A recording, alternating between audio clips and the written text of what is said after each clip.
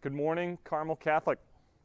Mr. Huther here. Just want to talk a little bit about our expanded reopening plan that most of you saw yesterday. If you did not check your emails, you will find our expanded reopening document there. Essentially, what's happening on March 8th is that we are shifting to 2 cohorts. So again, March 8th, 2 cohorts. 1 cohort that is in person and 1 cohort that is at home. So what this means is that if you are coming to school in person, rather than coming 2 days a week, you will now be coming 4 days a week in person to classes here at Carmel. Wednesdays will still be remote for all students, at least up through spring break.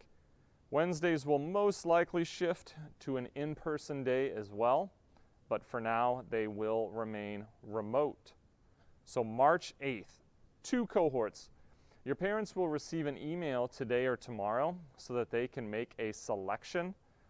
So just talk to your parents, make sure that you are all on the same page as far as what you want to do.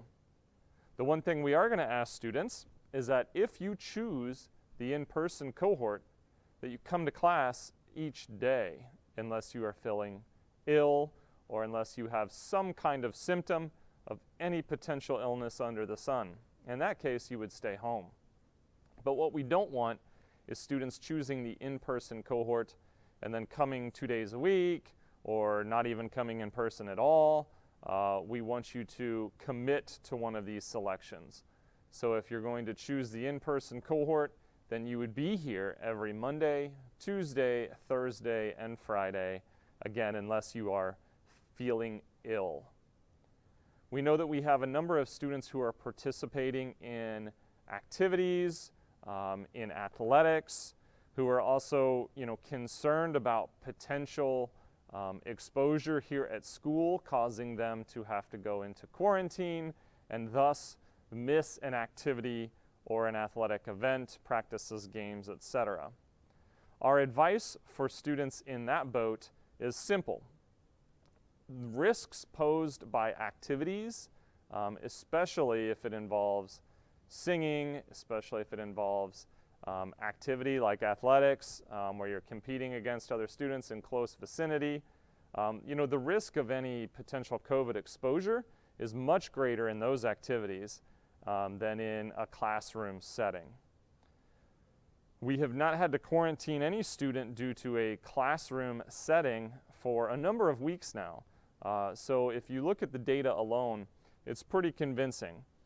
So make an educated decision, but if you choose in person, you would need to be here in attendance each day that we have in-person classes. For those who are in some kind of an activity or event or athletic, you can opt into in-person in mid-April.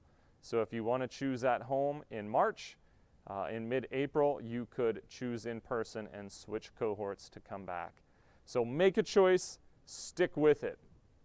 Another major change on March 8th is the dress code, which is returning.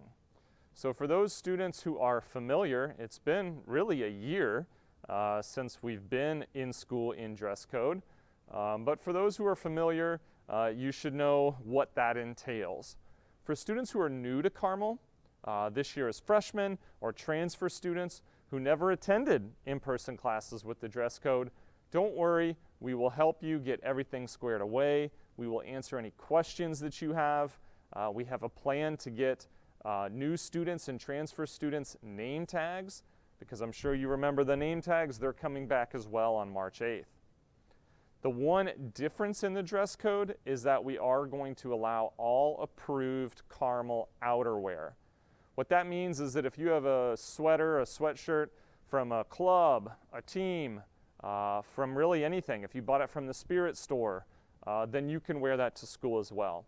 And we're doing that in order to make sure that students can be warm.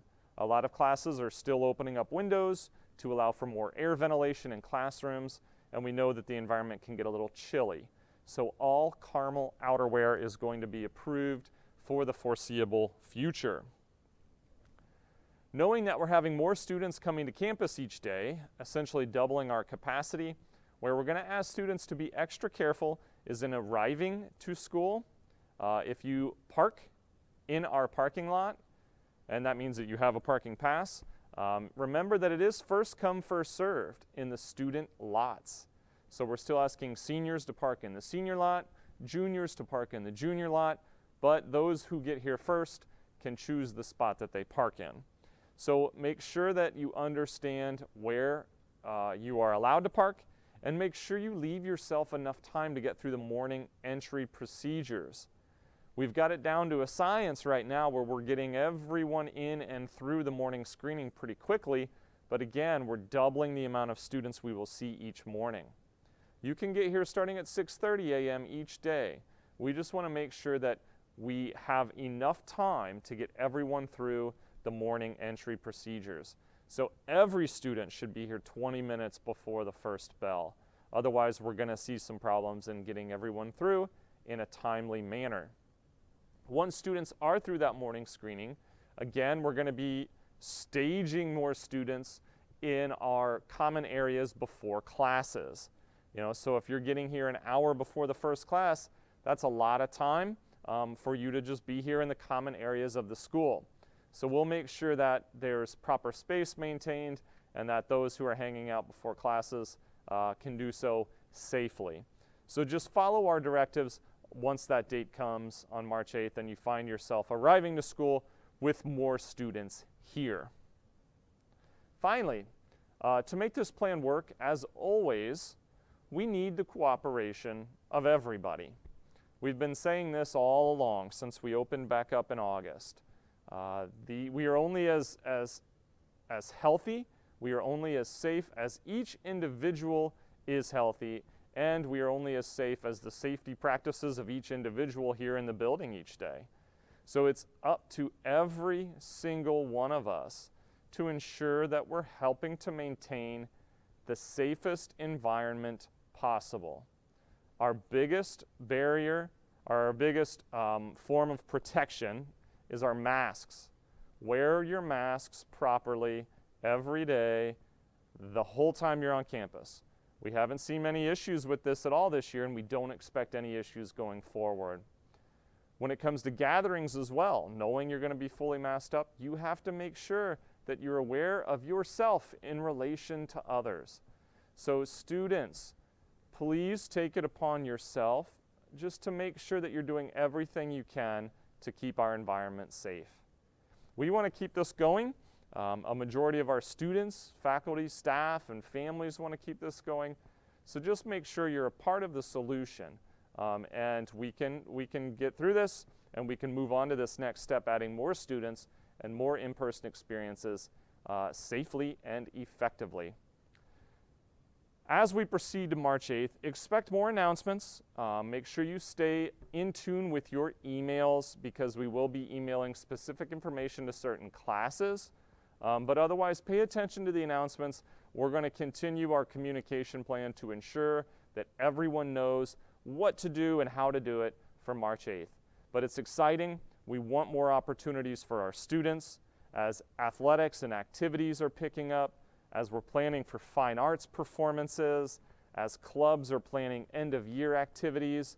We really want to keep everything going in person as much as possible. So that's up to every single one of us to ensure that we can make that happen.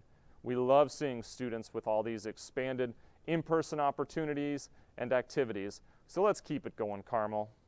Thank you. Have a great day.